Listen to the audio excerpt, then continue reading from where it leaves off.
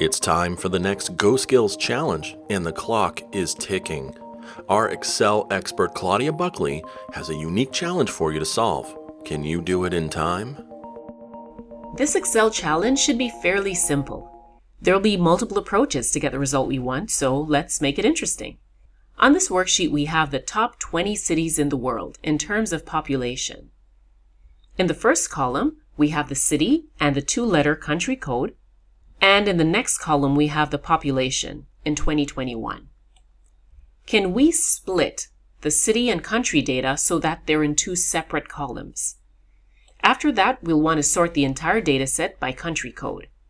And countries that appear more than once in the list should be further sorted by the name of their city in alphabetical order. How many methods can you use to complete this challenge? And which one is the most efficient? How about timing yourself?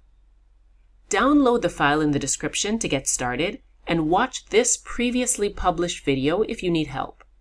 There are 5 worksheets with identical data. So if you think you have 5 different ways to do this, demonstrate one on each sheet.